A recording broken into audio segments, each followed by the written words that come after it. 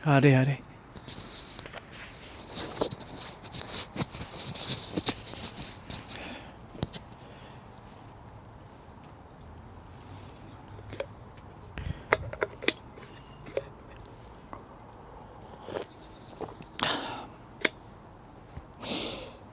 Kaibigan, welcome back. Ngayon ay Mayo 6, Miyerkules. Pinakapantaas namin temperatura ay nasa just below 10 degrees Celsius. Buti lamang may araw. Pinakamababa naman 2 degrees Celsius.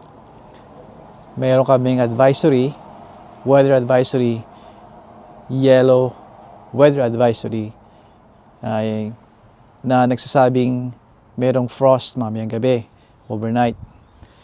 Papalo ng, nasa freezing temperature siya. At ang ibig sabihin nun, binibigyan nila yun ng may babalayon dahil warning sa mga tao, sa mga hindi pa nakakapagpalit ng winter tires, nakakapag-swap from winter tires to summer tires.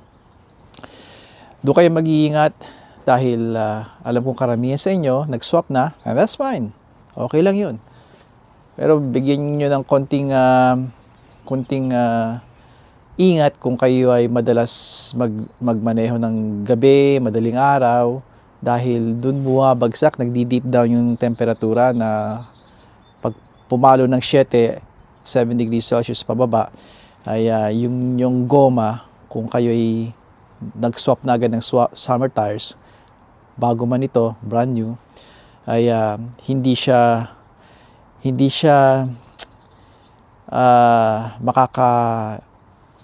makaka-accelerate ng tama or makakahinto ng tama o makakakurba ng tama. Maaari siyang madulas dahil naninigas pa rin ang goma nito dahil hindi sila hiyang angkop sa temperaturang 7 degrees pababa. Kaya ang kwento ko sa inyo, sa Impala ni Mrs. T, kaya nag-swap na ako almost a month ago, hindi ko na matandaan. Dahil nagka-problema kami dito kung saan ako nakasandal dito sa aming sasakyan, ito sa aming winter tires.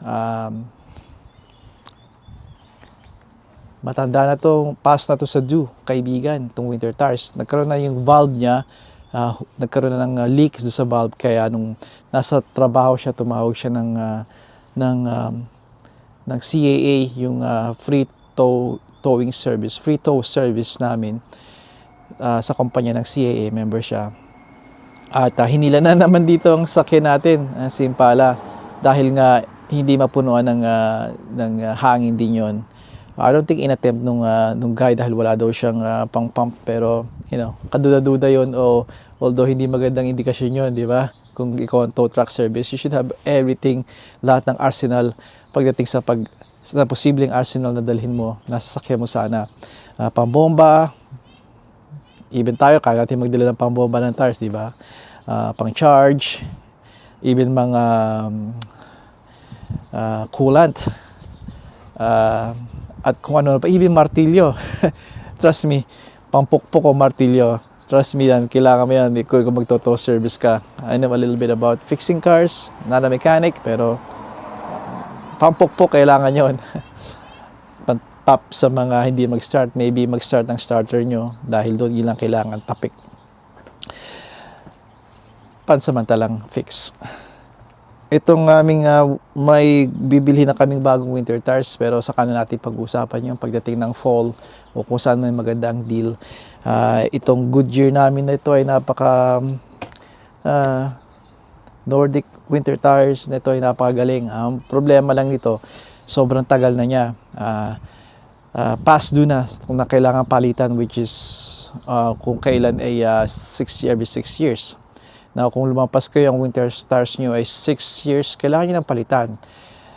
Kung ang winter tires nyo naman ay past that at ginagamit nyo pa, 7 years na lakay ang aming winter tires, 8 years na ang aming winter tires, 9 years na ang aming winter tires, well, nasa inyo na yung konsiderasyon. Knowing, alam nyo na humihina ang pagkakalambot niya, hindi na siya nagiging grippy pagdating sa road, pag sa tuwing freezing temperature, yung sobrang lalo at sobrang todong lamig, ay alalahanin nyo yon na kailangan nyo ng palitan. At kung gamit nyo pa rin yun, ay kung gamit nyo pa rin yun ay just isa lang alang ninyo. I'm not saying na wala dito sa batas na kailangan nyo palitan after 6 years. Isa lang alang nyo lang na yun ang mga implikasyon. Bawat taon na lumipas, hindi na siya nagiging malambot o angkop na mag-grip para huminto ng maaga, para mag-accelerate o maglagas at hindi mag-stick ang lahat ng uri ng snow sa kanyang goma. Alalahanin nyo lang yon.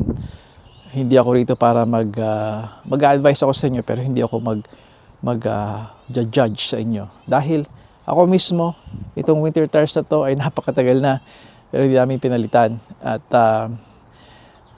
we did okay naman. Alright? Kung ang depensa ninyo ay nakalagay naman yan sa loob ng garahe, lakay ang aking, hindi ko napapalitan, makapal pa ang lugs niya at naka-store naman lagi, naka-imbak lagi sa hindi naarawan, hindi naulanan, may cover pa nga, hindi yun sapat para hindi kayo magpalit. Patuloy na madedegrade ang inyong goma, kaya it's good na magtabi kayo lagi taon-taon upang sa ganon, pagdating ng tamang panahon, hindi na masakit sa bulsa.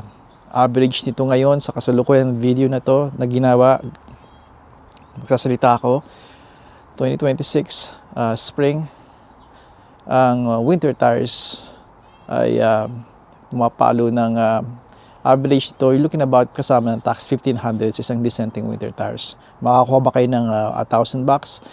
Yeah, makakuha kayo, pero that will be a very a cheap one. Pero nakakita na ako ng mga 1,000 bucks na winter tires na mga sedan, kotse na decente naman.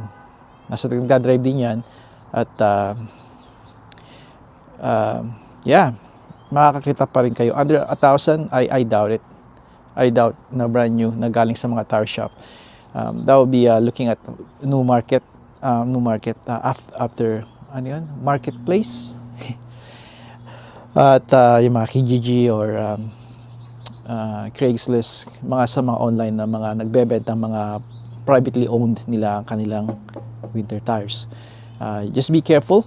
Make sure na alam niyo ang date na binibili niyo. Kung yun ay presyohan nyo angkop sa kung kailan ito ginawa, kung may 2 years pa ito, na kung 4-year-old na to, 5-year-old ang tires, alalahanin nyo na, again, ideally, 6 years magpapalit na kayo. Kung ipupush nyo ng another 2-3 years, or even 4, again, tulad ng sabi ko, that'll be your decision. Pinakamahusay talaga nito ay sundin nyo yon, yung 6 years na edad, anuman ang ganda, anuman ang kapal ng lugs niya, palitan nyo na just to be sure. Again, iba-iba tayo ng sitwasyon, kaya your decision. Basta alam nyo yung risks.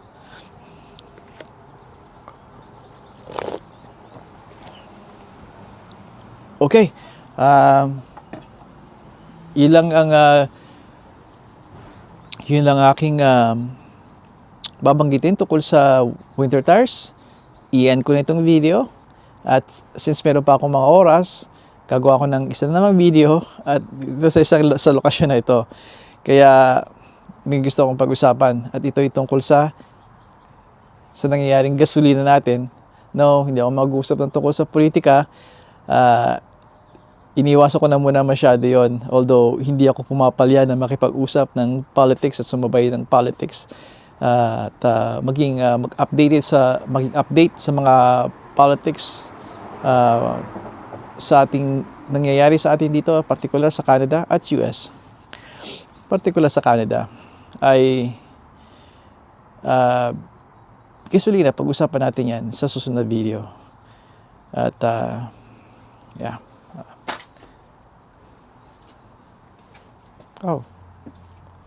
Kaibigan, hanggang sa muli. Padayon.